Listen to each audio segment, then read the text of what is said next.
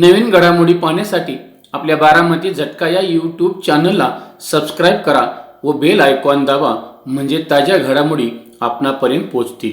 माळशिरस शहरामध्ये प्रथमच सर्व सोयी सुविधांनी परिपूर्ण अशा सचिन दशरथ शेंडगे यांच्या युनिव्हर्स कन्स्ट्रक्शनचा भव्य दिव्य उद्घाटन समारंभ आज घटस्थापनेच्या शुभ मुहूर्तावर सकाळी 10 वाजता HDFC bank star ICU hospital वरती मसवड रोड माळशिरस येथे थाटामाटात संपन्न झाला. यावेळी माळशिरस नगरपंचायतीचे नगराध्यक्ष, युवा उद्योजक सचिन अप्पा वावरे, माळशिरस पंचायत समितीचे सदस्य, ज्येष्ठ नेते गौतमआबा माने पाटील, भाजपा किसान मोर्चाचे जिल्हाध्यक्ष बाळासाहेब सरगर, माळशिरस नगरपंचायतीचे नगरसेवक वस्ताद विजयराव देशमुख, राष्ट्रवादी युवक काँग्रेसचे माळशिरस तालुका अध्यक्ष बाबासाहेब माने पाटील, मांडवे ग्रामपंचायतीचे सदस्य contractor Vitthal Palve, Ramchandra Shendge sir, Pandurang Shendge sir, Lokhande sir, Ganesh Pradeep Rananaware, Rajendra Pawar, engineer Vishal Salunke, builder Prakash Dadas, doctor Anil Patil, doctor Siddh, doctor Waghode, doctor Kemkar यांच्यासह कणेर पंचक्रोशीतील मित्र परिवार व नातेवाईक उपस्थित होते. माळशिरस तालुक्यातील कणेर येथील सर्वसामान्य व शेतकरी कुटुंबातील सचिन दशरथ शेंडगे यांनी प्रतिकूल परिस्थितीत BE सिव्हिल इंजिनियरची डिग्री पूर्ण केली आहे. त्यांना पत्नी सुद्धा सुशिक्षित व सुसंस्कृत मिळाले आहेत. त्यांचे सुद्धा BSc अग्री झाले आहे. आई वडिलांनी अतिशय खडतर परिस्थितीत सचिन यांचे शिक्षण पूर्ण केले. रात्रंदिवस कष्ट करून अडचणीतून मार्ग काढत त्यांनी सचिन यांना शिक्षणासाठी वेळेवर पैसे दिले. त्यांच्यावर चांगले संस्कार केले. आज ते स्वतःच्या पायावर भक्कमपणे उभा आहेत. दरम्यान बारामती झटकाचे संपादक श्रीनिवास कदम पाटील यांनी त्यांच्याशी सुसंवाद साधून त्यांच्या खडतर प्रवासाविषयी जाणून घेतले आहे. सचिन शेंडगे आपला अनुभव सांगत असताना काही क्षणासाठी पहिले दिवस डोळ्यासमोरून तरळून गेले. नकळत ते भावुक झाले आणि डोळ्यात अश्रू जमा झाले. यावेळी आई वडिलांना सुद्धा गहिवरून आले.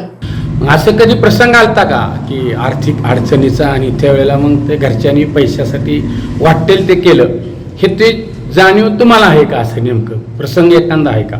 खूप वेळा झाले, लय वेळा झाले. म्हणजे असं पैसे मागायला गेलं तर घरी पैसे नसायचं. नाही, बरोबर आहे का? असू द्या, भावनिक होणं गरजेचं आहे. परंतु आता जे अश्रू जे आहेत ही त्यावेळेची प्रतिकूल परिस्थिती असती, परंतु त्यातून सुद्धा तुम्ही मार्ग काढून शिकलेला आहात. सचिन शेंडगे यांनी आपल्या शिक्षणाचा व कन्स्ट्रक्शनचा ग्रामीण भागातील लोकांना फायदा व्हावा या उदात्त हेतूने ज्या ग्रामीण भागामध्ये प्रतिकूल परिस्थितीत शिक्षणाची जडणघडण झाली त्याच परिसरामध्ये युनिव्हर्स कन्स्ट्रक्शन सुरू केले आहे. त्यामध्ये वास्तुशास्त्रानुसार building planning, building permission, structural designer, site supervision, 3D elevation, estimate, plotting, steel designer, NA layout, interior designing अशा सुविधा उपलब्ध आहेत. धकाधकीच्या व धावपळीच्या युगात मनुष्यबळाची कमतरता असताना घराचे स्वप्न पूर्ण करण्यासाठी युनिव्हर्स कन्स्ट्रक्शन मटेरियल सहित बांधकाम करून देण्याच्या सुविधा उपलब्ध करणार आहे. सचिन शेंडगे यांच्या परिवाराशी संपादक श्रीनिवास कदम पाटील यांनी सुसंवाद साधला आहे. आज आपण माळशिरस या ठिकाणी आले आणि माळशिरस शहरामध्ये कणेर गावचे सुपुत्र सचिन शेंडगे यांनी हा कन्स्ट्रक्शनचा व्यवसाय सुरू केला आहे. आज आपण पाहतोय की या ठिकाणी सचिन शेंडगे, त्यांचे आईवडील आहे, परिवारातील त्यांच्या पत्नी आहेत. आणि आज आपण त्यांच्याकडूनच जाणून घेऊया की नेमकं सचिन शेंडगे यांची परिस्थिती कशी होती. प्रतिकूल परिस्थितीमध्ये आपण पाहतोय की त्यांनी हा व्यवसाय सुरू केलेला आहे. निश्चितपणे त्यांनी कन्स्ट्रक्शनचा हा सिव्हिल इंजिनियर होऊन हा व्यवसाय सुरू केला आहे. तर आपण त्यांच्याकडून प्रत्यक्ष जाणून घेऊया. त्यांच्या मातोश्री आहेत, आज त्यांच्याकडून आपण जाणून घेऊया. तुमचं नाव सांगा. सांगू ना. तुमचं माहेर कुठलं? कचरेवाडी. बरं.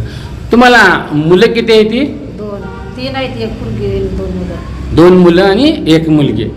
आता तुमचं शिक्षण वगैरे नाही झालेलं आहे. आता हे सचिन ज्यावेळेस शिकत होता त्यावेळेला तुम्हाला काय वाटत होतं? खरं काय काय वाटत होतं? नाही, शिकून मोठं व्हावं, नाव कमवावं आपलं, हे असं वाटत होतं का? बरोबर आहे. बरं, तुम्ही शेतामध्ये काबाड कष्ट करायचा, बरं, ऊन वारा पाऊस असेल, मग असं सचिनला कधी पैसे शाळेसाठी पाठवायच्या अशा कधी अडचणी आल्या असलेल्या? आल्या अडचणी पण केल्या कशा तरी केल्या ना? बरं. आता मला सांगा, हे तुमच्या सचिननं हा व्यवसाय सुरू केलेला आहे. हे आता हे वैभव बघून तुम्हाला कसं वाटतंय? भारी वाटतं. छान वाटतंय ना? म्हणजे तुम्ही सचिनच्या ह्याच्यावर समाधानी आहे कामगिरीवर. पण आता दुसरा जो मुलगा आहे तो काय करतोय? बेशाग्र आहे. बरं बरं, म्हणजे ती बी काहीतरी चांगलाच होणार. तुमचं नाव सांगा. दशरथ यशवंत शेंडगे. बरं बरं, तुम्हाला तर आता हे मुलगा जे आहे हा सचिन, हा आज इंजिनियर झालेला आहे. हो. पण हे इंजिनियर होत असताना मागचं जे बॅकग्राऊंड आहे, तुम्ही नेमकं काय करत होता? काय नाही कसाळ करून शिकवली, अडचणी खूप आल्या, पण त्यातनं पण शिक्षणाचं शिकवायचं अशी एक आपली जिद्द होती. त्या जिद्दीवर आपला शिकवला, तो पण शिकला चांगला. तर आपली शेती घरची किती आहे? शेती आहे 7 एकर आहे साधारण. थोडीशी आहे. हं. बरं, अशी कधी वेळ आलते का तुम्ही दुसऱ्याच्या शेतामध्ये किंवा वसायला माती काम असं काम करायचं? वसई केली, इथं गावावर नाही कुठं केलं, पण वसई करावं लागली. बर आणखी काय दिवस हमाली पण केली. बर, असं काम करावं लागलं. बरोबर नाही करायचं. असं झालं का? शिकवला जरा कर्ज बाजार पण झालं, पण त्यातनं पण शिकवायला बाबतीत गेलं पडलं नाही. बर बर बर. चला पाचल करून हे कुंड तो कुंड काय करून पण शिकलो. पण असं पैसे वगैरे भरताना कधी अडचणी लय आले असतील नाही खूप अडचणी, पण आपल्या लोकांनी बी आपल्या भावाकिनी सहकार्य केलं. पाहुणे उसनं खांड असं महिना 2 महिन्याचं म्हणलं तरी 10,000 5,000 2,000 असं देत होती. आणि त्याच्यावर आपलं शिक्षण बी झालं, नाही काय अडचण आली. शेवटी जरा कर्ज झाल्यावर थोडं जावं लागलं बाहेर जरा जगायला, पण त्यातून आपलं गेलं जाकत कसं तरी. तुम्ही आता वसईमध्ये काम केलं, हो, इथं केलं. शेतात केलं. हमाली मग पण केली. आता ऐका, आता तुमचा मुलगा जे आहे हा इंजिनियर झालाय, म्हणजे आता हो. दुसऱ्याची घरं असतील कॉन्ट्रॅक्ट मधून. काय करतो काय. आता हे इंजिनियर झाल्यानंतर तुमच्याकडे जी लोक पहिली जी होती हो. ती काही लोक अशी बघत असतील तिरक्या नजरेनं. नाही काय बघते ते काय राहते, आता कशी बी पण आता त्यांच्या नजरा बदलल्या असतील की? नाही त्याने आपल्याला खूप पहिल्यापासून साथ दिलेली ना, अजून बी नाही कोणी काय उगा. आता काय चांगला आहे. माणसाची मन आहे खात्यात एकमेकाला, नाही तर माणसं चांगली आहेत आपल्याला. चांगली आहेत. शेजारपाजारी समजी का नाही चांगले आहे ते, नाही काय रिस्क नाही म्हणजे आता हा मुलगा इंजिनियर झाला ह्याच्यावर समाधान आहे. हो समाधान नाही काय अडचण. तुमचं नाव सांगा. माझं नाव स्नेहल कोंडीबा तांबे, माहेरचं नाव, सासरचं नाव स्नेहल सचिन शेंडगे.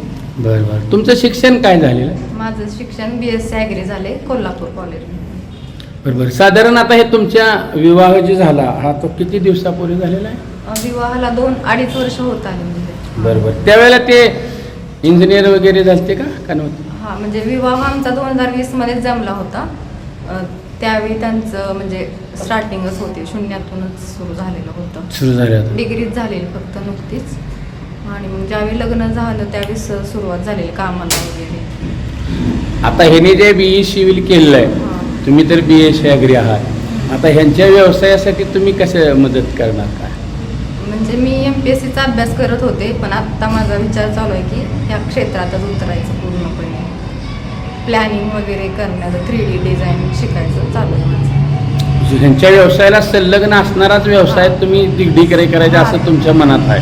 हां. पण आता मला एक सांगा, तुम्ही दोघं जण शिकलेला आहे, घरामध्ये तुमचे सासू सासरे जे आहेत हे थोडेसे अशिक्षित आहेत, अडाणी आहेत, मग त्यांना फेस करताना कधी अशा अडचणी वगैरे आल्या? नाही, मला त्यांचा खूप सपोर्ट आहे. म्हणजे त्यांनी मला कधीच कोणत्याच गोष्टीवरून काहीच त्रास वगैरे नाही मला त्यांचा. म्हणजे तू कर शिक, अजून काहीच नाही असं त्यांचं. म्हणजे शिक्षणी ज्ञानापेक्षा सुसंस्कृत हां. माणसं आहे ती. सुसंस्कृत आहेत, त्यांना शिक्षणाची आवड आहे मुळातच. त्याच्यामुळं तुम्हाला सुद्धा आता पुढे म्हणजे शिकवत. सून म्हणून नाही तर एक मुलगी म्हणूनच वागवतात मला ते घरात सुद्धा. ठीक आहे. तुमचं प्राथमिक शिक्षण कुठे झालं खरं? जिल्हा परिषद प्राथमिक शाळा सरगरवाडी येथे 1ली ते 4थी झालेले आहे. परत 5वी ते 10वी? 5वी ते 10वी. 5वी ते 8वी मी माळशिरस प्रशाला माळशिरस या शाळेत होतो. त्याच्यानंतर 9वी 10वी दहिवडी इथे होतो. आणि 10वी ते 12वी? 10वी ते 12वी मी ह्याला होतो फलटणला, मालाजराचे शेती विद्यालय. आणि तुमची ही BE सिव्हिल डिग्री कुठे केली? कोल्हापूरला झाली, भारतीय विद्यापीठ. बरं बरं. तुमचे आई वडील तर शिकलेले नाहीत, त्यावेळी शिकले. मग हे तुम्हाला शिक्षण पुढं करीत असताना नेमकं कोणाचं प्रोत्साहन मिळत होतं? तसं प्रोत्साहन घरच्यांचं दोघांचं पण होतं. दोघांची इच्छा होती, कारण कसं होतं आमच्या घरामध्ये एक आमचा मोठा भाऊ इंजिनियर होता. तर त्याच्यावर बघून असं वाटायचं की आपण पण कुठेतरी इंजिनियर झालं पाहिजे. कारण ज्यावेळी तो गावाला यायचा त्यावेळी असं वाटायचं की इंजिनियर म्हणजे खूप मोठी पदवी आहे. तर ते थोडं इन्स्पिरेशन बघून थोडं शिकायची इच्छा झाली आणि घरच्यांनी पण खूप चांगला सपोर्ट केला.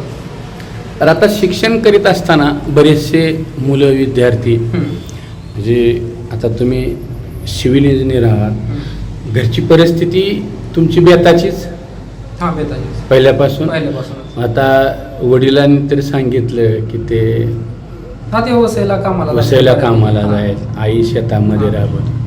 मग असं कधी प्रसंग आलता का की आर्थिक अडचणीचा आणि त्यावेळेला मग ते घरच्यांनी पैशासाठी वाटेल ते केलं, हे ते जाणीव तुम्हाला आहे का? असं नेमकं प्रसंग एखादा आहे का? खूप वेळा झाले, लय वेळा झाले.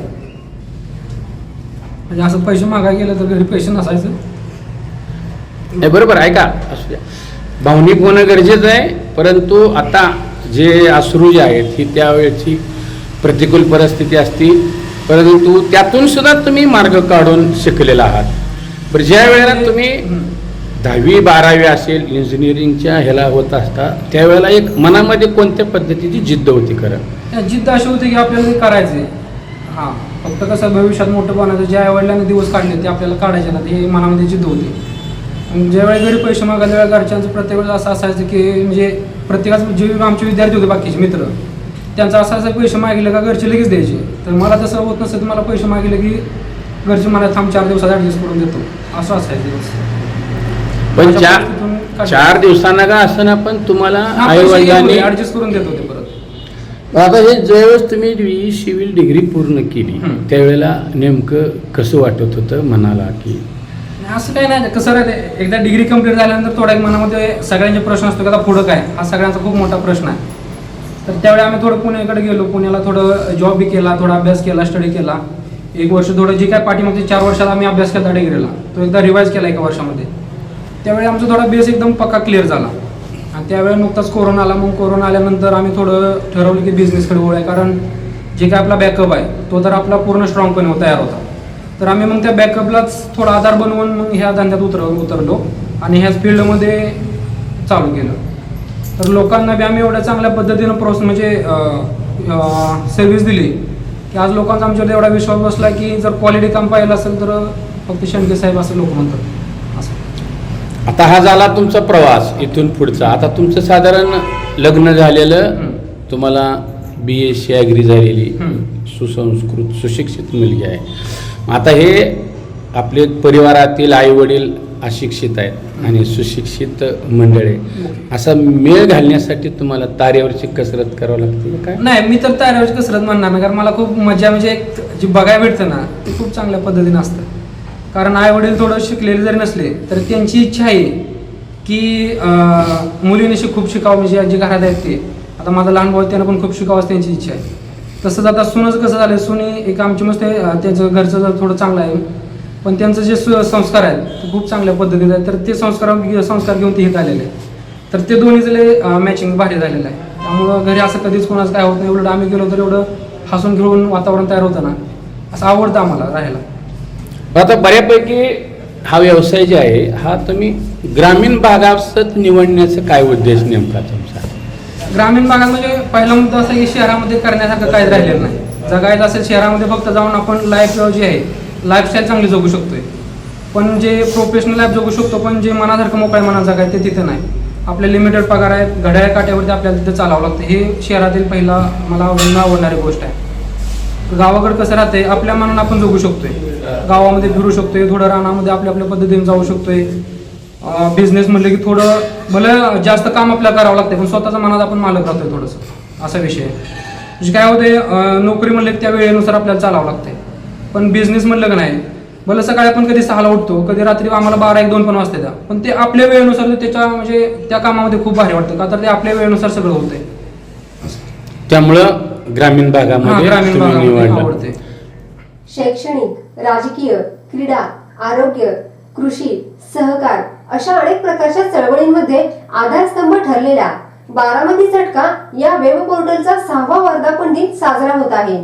बदलत्या काळानुसार बारामती झटका साप्ताहिकाचे बारामती झटका वेब पोर्टल मध्ये रूपांतर झाले. अल्पावधीतच 7 समुद्रापलीकडे पोहोचलेल्या या वेब पोर्टल वाचकांची संख्या 2,25,00,000 गेली आहे. तसेच बारामती झटका YouTube चॅनल पाहणाऱ्या प्रेक्षकांची संख्या 1,10,00,000 पोहोचली असून 53,000 सभासदांनी चॅनल सबस्क्राईब केला आहे. आजपर्यंत साप्ताहिक न्यूज पोर्टल व YouTube चॅनलला आपण सर्व प्रेक्षकांनी सहकार्य केले त्याबद्दल मनापासून धन्यवाद. बारामती झटका वेब पोर्टलच्या 6व्या वर्धापन दिनानिमित्त आपण आपली वैयक्तिक, संस्थेची, फार्मची तसेच कंपनीची जाहिरात देऊन सहकार्य करावे. आपल्या सहकार्याची आवश्यकता आहे. नवीन तंत्रज्ञानाचा वापर करून ग्रामीण भागातील जनतेपर्यंत पोहोचून जनतेच्या अडीअडचणी सोडवण्याचा प्रयत्न नेहमीच करणार आहे. आतापर्यंत ज्या पद्धतीने सहकार्य केलं तसं सहकार्य इथून पुढेही करत राहाल अशी अपेक्षा. आपला विश्वासू श्रीनिवास शिवाजीराव कदम पाटील. Mobile number 98 50 10 49 14 97 66 70 35 14.